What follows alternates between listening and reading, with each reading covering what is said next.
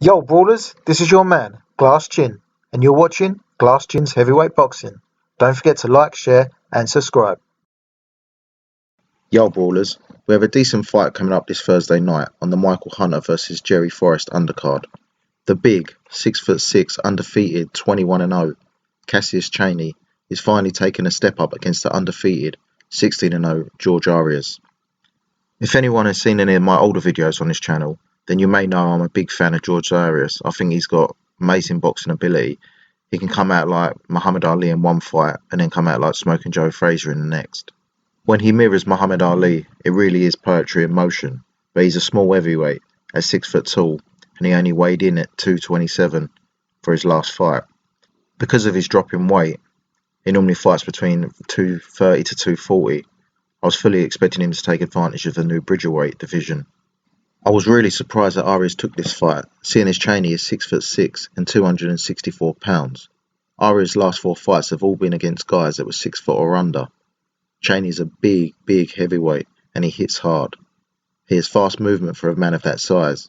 He has a great 1-2, and he can close the gap fast to land his big shots. There isn't a lot listed on BoxRec about either of their amateur careers. It only shows George Arias as having a handful of fights. It does show Cassius Chaney as having over 10 fights, but I know he had a more extensive amateur career than this, fighting in the Golden Gloves. So you have to say Chaney has a better amateur pedigree, or at least say he's got more amateur experience than George Arias. Chaney turned pro a year after Arias, but has had 5 more fights. Arias has completed more rounds though, 74 to Chaney's 69. So you can see the power is definitely on Chaney's side.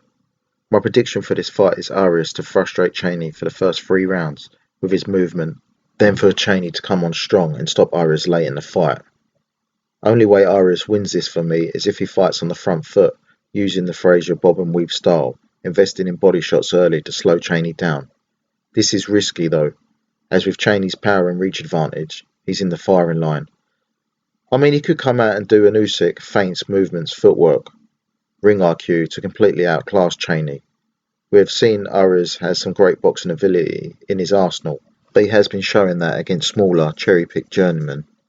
This is a big jump up in class for both men.